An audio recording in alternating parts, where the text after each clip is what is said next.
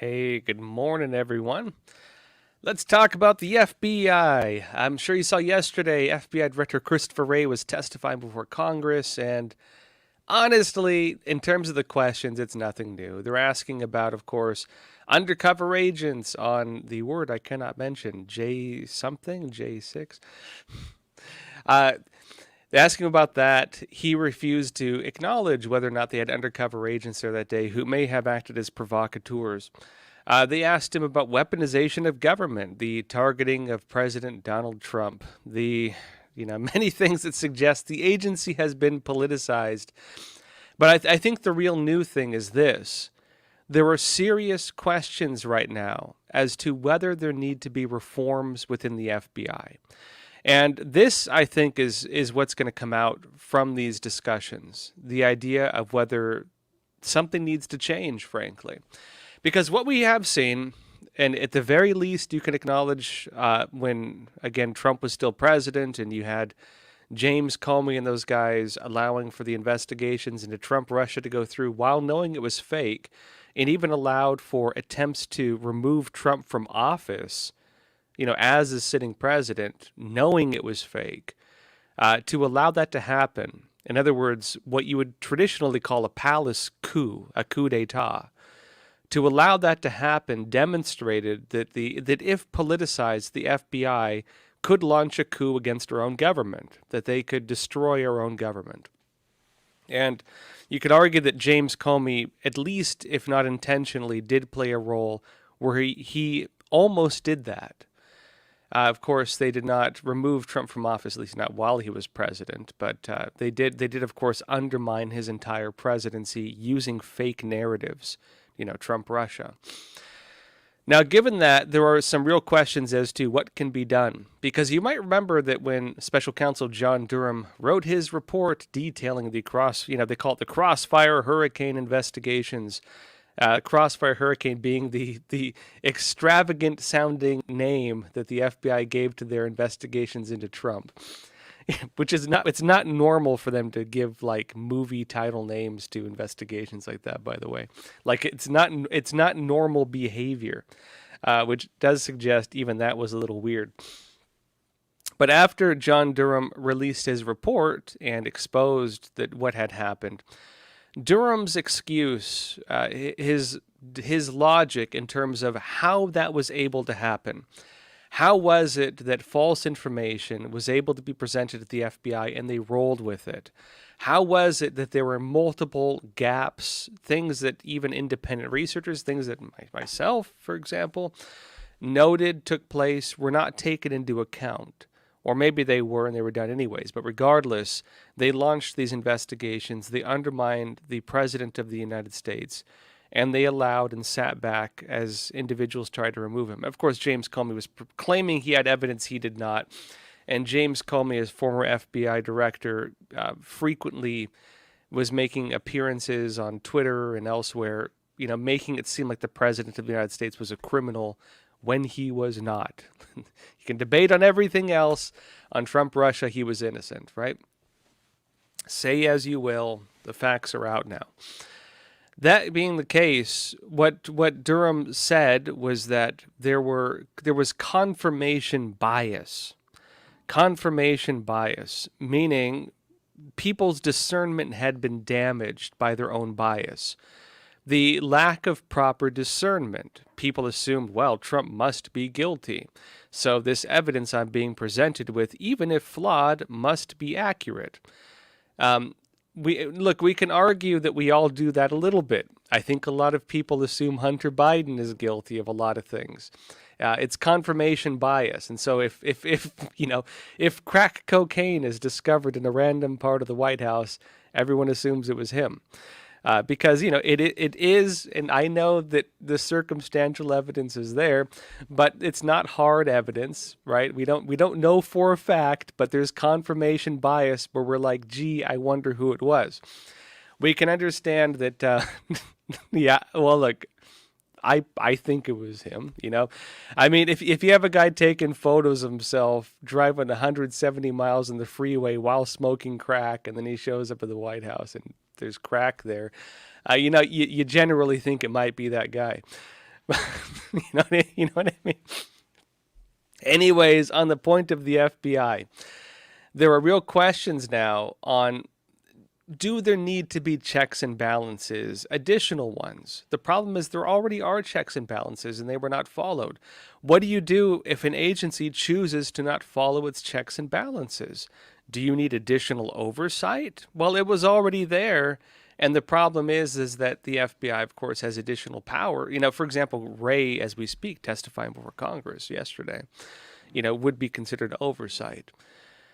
And, in other words, it's a very complicated time. There's a problem, and they're trying to figure out how to fix it.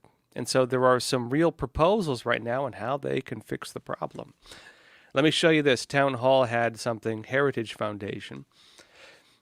One of the proposals in how to fix this problem is, well, just remake the whole FBI. Give them the old Great Reset.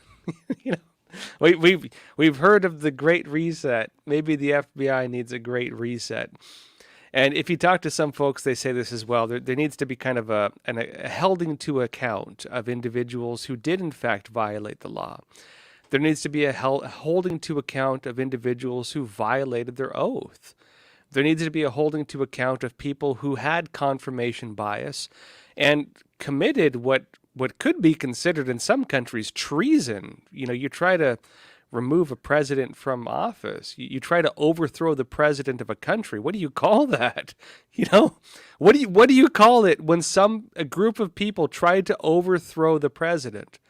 You call it a palace coup. You call it a coup d'etat. You call it insurrection, actual insurrection. And you need to hold people to account, even if it was done with them believing that the evidence may have been accurate, when they ignored the checks and balances and it results in something as damaging to a nation as that was. Not to mention the damage it caused to just civil harmony, where half the country thought Trump was guilty and was, rioting on the streets. People died. People were killed in those riots. What do you do? Nobody was held to account, right? Let me show you what Heritage Foundation says. It says here, the Heritage Foundation is out with a new roadmap on how to reform the FBI as the federal law enforcement agency continues to be emboldened. I think they meant embroiled in controversy and civil liberties violations. It says further in, a recently released Heritage report states about the need for reform. It says, quote, in fact, the time is ripe for Congress to consider a complete restructuring of the FBI, defining the scope of its jurisdiction, refocusing its mission on traditional law enforcement, and putting it under effective control. Short of that comprehensive reform, Congress must, at the very least, put in place the minimum set of proposed reforms outlined in this paper, and reauthorization of the Foreign Intelligence Surveillance Act, Section 702, offers a perfect vehicle for doing so. It says the report offers nearly a dozen elements to reconstruct the FBI, including by limiting the tools of investigation used by the Bureau, prohibit efforts to suppress free speech, religious liberty, and other constitutional rights, and shifting headcount and resources from Washington to the field offices, and considering moving the Bureau's headquarters out of the national capital area. Now, of course, the FBI does have its purpose. They have done things that are very important. And some of the things, for example, like going after multi-state or multinational criminal operations operating in the U.S., it is necessary to an extent. The problem you have with traditional law enforcement in the United States, which actually would be the sheriffs, is jurisdiction. They can't necessarily cross state lines. And if you have a multinational criminal syndicate or a multi-state or across the whole country criminal syndicate, something which is relatively new for us to be facing, it's very hard for local law enforcement to deal with that. They can root out the problem locally. They can advise their counterparts in other states on how to also root it out. But in terms of going after an entire criminal network when it's operating in multiple areas, it doesn't work. That's a problem, too, when we're dealing with communist subversion and when we're dealing with communist, like Chinese Communist Party spies. And the FBI has shown to be at least getting better. getting better when it comes to going after these folks.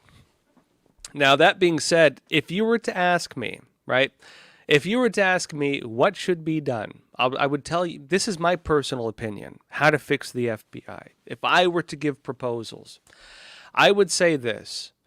The only traditional law enforcement branch in the entire United States is the sheriffs.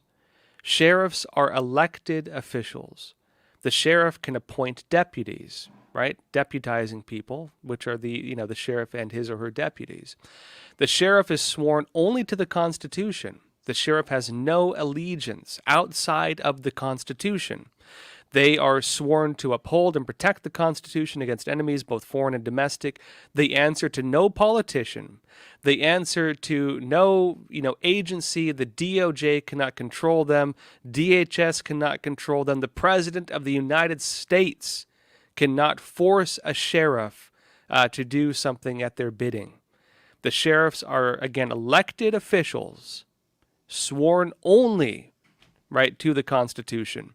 That is their allegiance, and they are also, again, understanding that they have to go by what they call the spirit of the law, not the technical enforcement of the technical details of the law, which police departments typically have.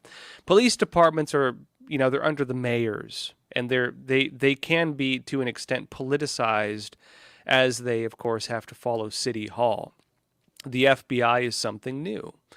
The FBI is under the DOJ, the Department of Justice. They were created by executive order. They are appointed, right? They're not elected. And because of that, I think you have the issue of allegiance. The FBI is under the DOJ, and it is an allegiance to the DOJ, and the DOJ controls them. The head of the DOJ is an appointed official as well by the President of the United States, and you do risk, because of party politics, having essentially appointed individuals within our justice system, within the FBI itself, tied to whichever president is in power.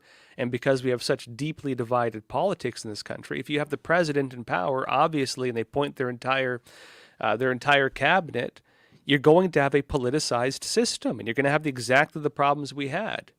If you were to ask me what the solution is, it is replicate the model that this country was left with by the Founding Fathers, that is the sheriffs on every branch of law enforcement. The head of that branch, the head of the police departments, should not answer to the mayors. The heads of police departments should be elected officials sworn only to the Constitution. The head of the FBI should not be appointed. The head of the FBI should be an elected official sworn only to uphold and protect the Constitution. If you were to ask me, that is the one way to fix it. Replicate the model of the sheriffs for every branch of law enforcement, including federal law enforcement. Only through that could you depoliticize it. Because only through that, again, you would always have risks of problems. Corruption is going to exist in no matter what system you have, and that is the reality of human history.